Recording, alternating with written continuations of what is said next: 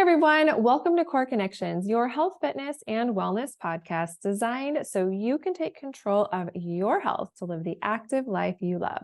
I'm your host, Erica Zeal, and for 20 years now, I've been helping women live a healthier, active life pain-free. And if you are ready to feel your best during pregnancy and postpartum, then check out my Knocked Up Fitness prenatal program and core rehab for that postpartum recovery. My programs include science-driven techniques that have been proven to strengthen your pelvic floor the correct way, your deep core and entire body, improve how you feel, boost your confidence, help prepare your body for birth, and to have a speedier delivery, which means less stress on baby as well, plus an easier recovery postpartum. Head on over to knockedupfitness.com to learn more. Again, that's knockedupfitness.com. Okay, today I'm back with another Q&A, this one from Tanika L. So she has a question regarding core function and pregnancy. So I'm really excited to talk about this. So she says, I'm pregnant with my second and definitely noticed even after core rehab, after her first, that her pelvic floor seems weaker this time, meaning during this pregnancy. And she says if she's in certain positions or caught off guard, sneezing or sometimes coughing, she'll, feel that urge or feel a little leaking. She says, is it natural that each pregnancy you feel the effects earlier, even with the work put in postpartum last time? She also has noticed that she's seen coning happening earlier. Is this normal as the body has done it once before? Okay, I'm really excited for this question because here's what I would say. It is, quote, normal for a lot of women, right? That first pregnancy, your body hasn't been pregnant yet. So we tend to not show quite as soon. Some of the modifications that we may need to make don't happen quite as soon. With a second and beyond, now all of a sudden your body's like, oh, wait, I've done this before, right? So your body's like, okay, well, I know what to do. Hips are going to spread, belly's going to widen. All the things seem to happen a little bit sooner. Now, let's talk about the symptoms, right? The incontinence, the coning of the belly, the pelvic floor feeling, all of that. So does that have to be normal? And the answer is no. So when I hear this, what this actually makes me think is that there's still gripping that's happening through the pelvic floor. So there's that sense of feeling weaker, but it's actually likely not weakness. It's actually likely too much restriction still. And I find this very interesting. And again, this is not uncommon. I hear this a lot. And so here's what it tells me is if the second or a next time around, right, already done core rehab, in prenatal. So if I'm hearing this happen, what this can indicate to me is we've got to work on releasing and relaxing the pelvic floor through the pelvis a little bit more. And I know that sounds counterintuitive because we're like, wait, but I feel like if I don't squeeze, stuff's going to fall out. I'm going to pee more, like all that kind of stuff. But it's hard sometimes for our brain to wrap around these things because it's like, you want me to do the opposite of what I feel like my body should naturally do.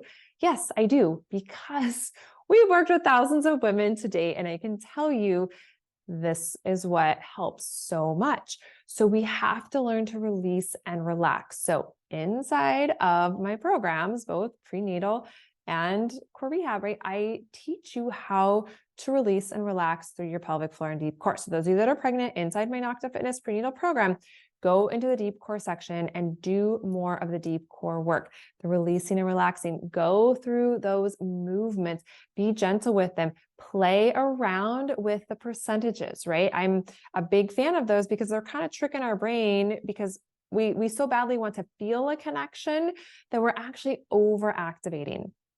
So we want to feel that spreading of the sits bones. That is huge, ladies, whether you're pregnant, you're in your postpartum recovery, you're 20 years, post having babies.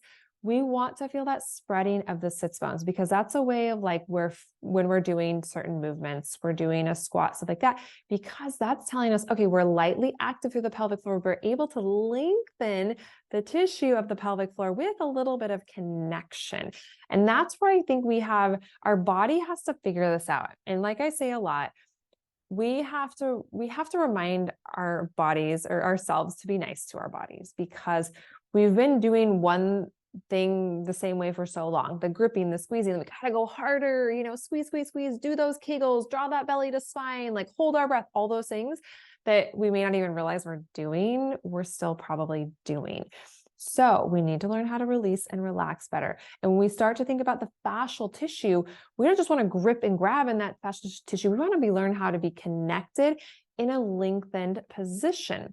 So when I also hear that there's the coning is happening earlier, it's likely because we're still gripping in those obliques. So some of that ball work against the wall is really great during pregnancy. So we're going to roll with the ball against the wall from like the right side of our spine around to the side of our belly. We don't need to go to the front of our belly. We can just go just to the side. We can do the other. If you want to roll your belly, just take the ball with your hand and roll it on the front of the obliques, kind of across the front of your belly. It can stimulate blood flow. It can really just help that tissue to oh, I can soften, because that's sometimes where we get that grippiness from in the body. Is our body, it's compensating, right? So during pregnancy, we've got postural shifts taking place. All of a sudden, the pelvic floor is likely getting tighter because we feel like we have to squeeze harder to actually, stop that incontinence that's happening. We have to work harder to support our belly. That's where the obliques naturally kick in. So we've got to learn to lighten. And, so when we're doing any of our movements, we want to think about being gentler with our breath. Our breath is initiating every single one of our movements, and we need to be slow with our movements. So sometimes just taking a little bit more time and focusing a little bit more on releasing and relaxing through the body, sometimes spending a little bit more time on that, especially during pregnancy, when you hit a growth spurt. Baby all of a sudden is growing a lot and your tissue is like, whoa, wait a minute. And so if we have a huge growth spurt of baby, then all of a sudden the body's like, again, I have to grip, I have to grab, I have to hold on, I have to support. So we have to think of it in terms of that. And then we have to pay attention to what's happening with our posture. Are we more tired? Which likely we are, right? Are we starting to tuck that pelvis? If we start to tuck that pelvis, that's going to tighten the pelvic floor in all the wrong ways. Are we, rounding our posture forward? Our chests, our breasts and chests getting bigger, right? We've got more weight pulling forward. So as best as we can do to remind ourselves to have that better posture as pregnancy progresses, and really work on releasing and relaxing. I cannot stress that enough. And when you go into then practice strengthening your pelvic floor, we want to do it in a way that's like, again, 50% of what you've been doing. Play around with that with some of your exercises, maybe even bring it down to 10%. And you're going to feel like you're not doing a lot. And that's okay. That's exactly where I want you to be. So then when you are, moving in a position, or say you feel a sneeze or a cough coming on, instead of just like gripping your pelvic floor, I want you to think about, again, because you'll be practicing this, be a little bit gentler with your pelvic floor and that zipping up, that gentle hug of the baby. So it's not just your pelvic floor, because this is where some of the problem lies too. We're so ingrained in Kegels and just strengthening our pelvic floor. But again, that doesn't give us optimal function. We need to feel that light zipping up, or that, especially during pregnancy, the last later part when your belly's gotten bigger, we want to think about that gentle hug from underneath the belly all the way up through the top of the head, because that's engaging the entire deep core, not just our pelvic floor. And when we can do that, and again, sometimes this is why we practice this, because if all of a sudden you're going to sneeze, you're going to cough, like that's a lot of information for your body to figure out. So are you going to get it right away? Probably not, but with practice, with movement, with the movements that I teach in the prenatal program, can really, really be beneficial. Like we practice them. Then as you're getting better at this, you're getting better at learning how to release and let go of that tissue, how to gently strengthen. Gently is the key word, ladies. Gentle, gentle, gentle. When we learn how to gently activate our pelvic floor, our deep core, then when you feel that sneeze or that cough coming on, we do that entire zipping up through the full core. Then you're like, okay, maybe you pee just a little bit less, right? And, can we fully prevent or stop all incontinence during pregnancy? Not necessarily. I find that we have a much better success rate with the incontinence postpartum. But that said, we also have so many women that they are able to prevent incontinence. They are able to decrease incontinence during pregnancy and even get rid of incontinence during pregnancy. Same with back pain and things like that. Like pregnancy, again, because there's so many outliers, what's going on. We tend to be more tired, and all that relaxin in the body, like that relaxin is a real thing with our tissue and all of that. So just remembering, like, we've got to retrain our brain and our body to how we're connecting and strengthening our deep core. So, Tanika, I hope that was helpful and helpful for all the rest of you expecting moms, or those of you that are planning to be expecting in the future, that what we talked about today is really, really important for learning how to have proper pelvic floor and deep core connection to help prevent, minimize, and start to reverse some of the incontinence, the pelvic floor stuff that goes on during pregnancy, and can apply to the aches and pains as well. And I guess one more thing I should address with the coning. So if you don't know what coning of the belly is, right? During pregnancy, when we engage our belly, we want our belly to still stay rounded. We don't want to see this like little ridge that can pop up. Sometimes people will say they look down, it looks like an alien's kind of coming out of their belly, or it makes a little bit more of like a kind of triangular shape of the belly instead of a rounded belly. So that can be a sign that we're getting a lot more weakness of the fascial tissue of the abdominal wall. We have lots of fascial tissue in our abdominal wall, inside suspending our organs. And so it's really common that our obliques tend to want to take over to help support our belly. And so again, the ball work I kind of talked about can be really beneficial to help to release that tightness from the low back around into the obliques. But the other thing with that is remembering that lengthening I talked about, that light zipping up, that light hugging of your baby that goes from the pelvic floor all the way through the top of the head is going to stimulate the fascia of our body. And that's how we can become stronger through our abdominal wall, especially during pregnancy. I find these techniques, again, I've been doing this for a very, very long time, you guys, and it is so exciting and amazing to me, what we can do during pregnancy. And again, if you have coning, it does not mean you have diastasis. I know someone's going to ask me that. What it indicates that we're weaker in our fascial wall than we are in our obliques. And so we don't want those obliques gripping and grabbing and pulling and stretching that tissue where it feels like it's grippy and grabby, because that's what can lead to tears and diastasis and things like that. Now, I would not say we can fully 100% prevent diastasis for all pregnant women. What we can do with the stuff I've just talked about is we can minimize the severity of diastasis. We also see, and this excites me and still amazes me today every time I hear these stories of, if we have a mom that has had severe diastasis previously, she didn't know about my techniques, and she finds our prenatal program and then goes through the program, learns all this about how to properly strengthen and release and the breathing and prepare for labor and postpartum and all that. And then when we check her for diastasis 6, 8, 10 weeks postpartum, because I don't recommend testing until 6, 8, 10 weeks postpartum, her diastasis is way better 6, 8, 10 weeks postpartum than it was before she got pregnant. And that always excites me, because that tells me how much that we're doing during pregnancy is really, it's preparing our body for motherhood.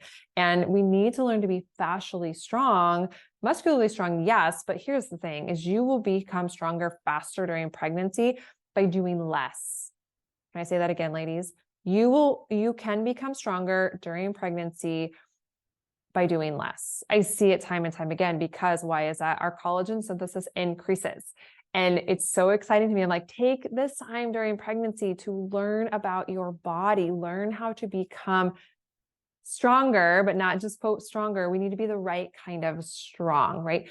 Fascially strong. Let's learn to get out of these grippy patterns and so on and so forth. And it's so incredible to me how it can help you to feel better during pregnancy, can help prepare your body better for birth, actual birth, right? Again, there's never a guarantee. I don't want to be promising things that I just don't know, right? There's so many outliers, but at the end of the day, regardless, your body's going to be better prepared for whatever life may throw your way. And then we see postpartum recoveries just so much easier for so many of our moms. And that's what excites me so much, because of just the hormonal shifts, the lack of sleep, and all of that we experience in that postpartum period, that if we can help if I can be there, Coach Jen, Coach Kaylin, we can be there to help support you ladies to be better prepared than when hormones are a little more out of whack, when we are sleep deprived, and so on and so forth. We are going to handle it a little bit better. And I hear time and time again from our postpartum moms that they're like, oh my gosh, I wish I had done your training and your work, with my previous pregnancies, because this one was day and night. And so kind of back to what Tanika was asking, like, does it get worse with each pregnancy? It generally does with within the population until you learn this. So that's why when I hear one of our moms is experiencing some of this and she has gone through core rehab, then that to me goes back to what we've already talked about. We're probably still in grippy patterns and we need to learn to release and relax. So Tanika and any of you that have more questions on this, let's get on one of my calls, or Coach Jen or Kaylin inside of our Knocked Up Fitness prenatal program. That's why we offer coaching in there, because this is great. I love sharing this information with all of you ladies, but I also love seeing you ladies. Side note, I love my calls because you guys are always like, Erica, I see you, your voice is in my head. And I'm like, but I don't get to see you, beautiful ladies. So I'm always like, ladies, get on those coaching calls, take advantage of it. Because those of you like Tanika that may be experiencing this same thing, like, get on those calls because we can help to personalize it for you. And I feel like it can make the biggest difference in the world. Is like, the information is there. And sometimes it's a lot of information. You're like, okay, well, my workouts feel good, but should I be doing more of something else? And that's why we offer coaching, because we want you to feel like you have support. I think that's one of the biggest things that makes me most excited about all of our programs is we offer you support in our Knocked Up Fitness prenatal program. We offer you support in core rehab because we see the difference that it makes. So even if you don't have these questions, there might be something else, or someone might ask a question that stimulates something like, oh yeah, well, what about this? So love those calls, ladies. Take advantage of those calls for those of you that are in our programs. And as always, if you have additional questions, things you want me to address on the podcast, please don't hesitate to reach out.